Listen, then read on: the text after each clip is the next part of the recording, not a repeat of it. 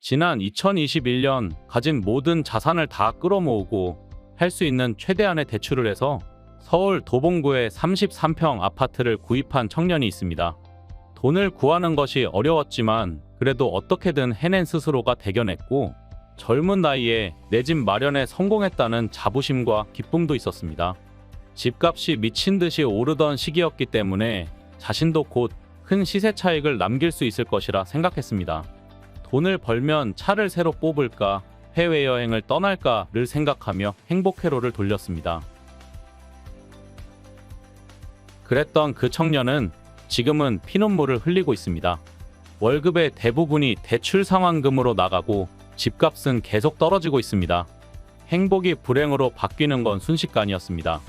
도대체 무슨 일이 있었던 걸까요? 집값이 고공행진하던 지난 2021년 서울 도봉구의 북한산 아이파크 오차 아파트는 33평 가격이 12억 원까지 치솟았습니다. 그런데 최근 이 아파트의 실거래가는 8억 2천만 원까지 떨어졌습니다. 최고가 대비 무려 3억 8천만 원이나 하락했고 하락률은 32%입니다.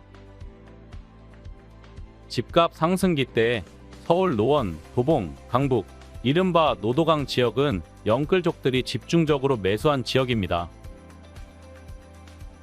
서울에서 외곽 지역들이긴 하지만 그래도 서울 프리미엄이 있고 가격도 상대적으로 중저가로 평가되었던 지역이죠.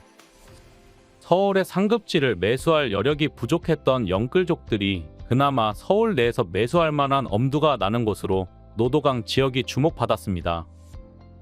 어차피 서울 상급지는 매수할 엄두를 못 내니 생각도 안 하고 차선으로 노렸던 지역이 노도강 지역이다 보니 집값 상승기 때 서울 노도강 지역은 영끌족의 최전선과 같은 곳이 되어버렸죠. 이 최전선에서 밀려날수록 투자 가치는 떨어진다고 봤기 때문에 어떻게든 최전선 지역인 노도강에 진입하려고 애를 썼습니다. 그렇게 수많은 영끌족들의 최전선이 된 노도강 지역은 거래량이 폭발적으로 늘어났고 빠르게 가격이 올랐습니다. 서울 노도강 지역은 낙후되어 있는 곳이 많아 재개발 이슈까지 있었습니다. 재개발로 향후에 노도강이 서울의 중심이 될 것이다. 미래 가치가 매우 뛰어나다와 같은 투자를 부추기는 분석들도 쏟아져 나왔습니다. 이런 재개발 이슈는 가격 상승 열풍에 기름을 부었죠. 도봉구에 있는 아파트가 12억까지 오를 수 있었던 배경입니다. 노원구와 강북구의 상황도 살펴보면 2021년 13억의 최고가로 거래되었던 노원구 중계동 중계주공호단지는 최근에 9억 7,750만 원에 거래되어 2억 2,250만 원 하락했고 강북구의 삼성 레미안 트리베라이차는 2022년 최고가 11억 8천만 원을 기록한 후 계속 하락하여 최근에 8억 원에 실거래되었습니다. 최고가 대비 3억 8천만 원 하락한 가격입니다. 3억 8천만 원이면 하루에 100만 원 하는 고급 호텔에서 1년 넘게 살 수도 있는 어마어마한 돈입니다. 이런 돈을 한 푼도 못 써보고 잃어버린 셈입니다. 차라리 호텔에서 다 써버리기라도 했다면 덜 억울할 텐데 말이죠. 그 고통과 상실감이 얼마나 클지 감히 상상하기도 어렵습니다.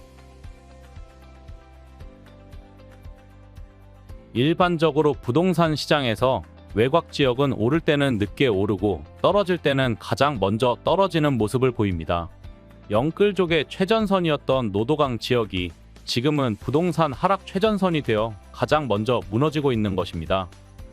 부동산 시장은 가격 변화에 빠르게 대응하기가 어렵기 때문에 대부분 속수무책으로 가격 하락 폭탄을 맞게 됐습니다. 특히 주택 거래 경험과 자금력이 부족한 청년 영끌족들의 타격은 더욱 컸죠. 지금도 수많은 영끌족들이 오랫동안 이어지는 고금리를 감당하지 못하고 무너지고 있습니다. 급매로 내놓아도 거래량 자체가 줄어들어 처분이 쉽지 않습니다. 최근에 경매 매물이 늘어나고 있는 현상을 보면 지금 영끌족들이 어떤 상황인지 짐작할 수 있습니다. 그런데 노도강 아파트는 현재 경매 시장에서도 인기가 없습니다. 노도강 지역 아파트의 낙찰률은 평균 10% 수준입니다. 노도강 이외의 서울 다른 지역의 낙찰률 약 33%와 비교하면 3분의 1 수준입니다. 그나마 낙찰되는 매물들도 낮은 낙찰가율을 기록하고 있습니다. 평균 낙찰가율은 78.9%로 감정가보다 훨씬 낮은 가격에 낙찰되고 있습니다. 이 낙찰가율은 서울시 전체 평균보다 낮은 수치입니다. 그만큼 노도강 지역이 투자 매력이 많이 떨어지기도 했고 전반적인 부동산 매수 심리도 매우 둔화된 상황입니다. 불과 몇 년 전에 노도강이 서울의 중심이 될 거라고 했던 수많은 전망들이 무색해집니다. 안타깝게도 지금 같은 상황이 좀 더 지속될 가능성이 높습니다. 아직까지는 금리 인하 가능성이 적어 보이고 매수 심리 회복도 멀어 보입니다. 주택을 매수하는 사람들이 줄어들고 전세를 택하는 사람들은 늘어나고 있습니다. 정부에서는 영끌족들과 건설 경기를 살리고 부동산 시장을 끌어올리기 위한 전략으로 재건축, 재개발 규제를 대폭 완화하겠다고 예고했습니다. 재개발 이슈가 많은 노도강 지역에 호재가 될 만한 소식입니다. 그런데 이게 정말 근본적인 해결책이 될지 의문스럽습니다. 당장은 시장에 긍정적인 영향을 줄 수도 있겠지만 결국은 투기 심리를 자극하고 또 다른 영끌 쪽을 만들어내는 일이 될 수 있습니다. 윗돌 빼서 아랫돌 괴기와 다르지 않습니다. 필요에 따라 그때그때 적절한 정책을 마련하는 것도 좋지만 장기적으로는 무리하고 위험한 투자를 하지 않도록 사회 전체적으로 인식을 개선하고 분위기를 만들어가는 것이 중요합니다.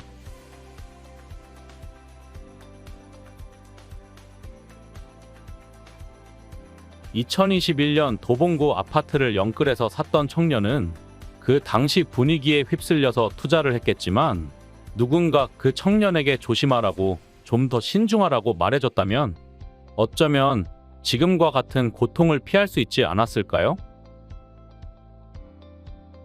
주변을 둘러보면 온통 무리한 투자를 권유하고 비현실적인 투자 성공 사례들이 일반적인 것처럼 보이는 세상입니다. 하지만 그런 허상에 현혹되지 않고 건강하고 원칙을 지키는 투자를 해 나가는 게 궁극적으로는 성공적인 투자가 될 것입니다. 고통받고 있는 영끌족들에게 위로의 말을 드리고 싶습니다. 이번 영상은 여기까지입니다. 구독과 좋아요는 영상 제작에 큰 힘이 됩니다. 감사합니다.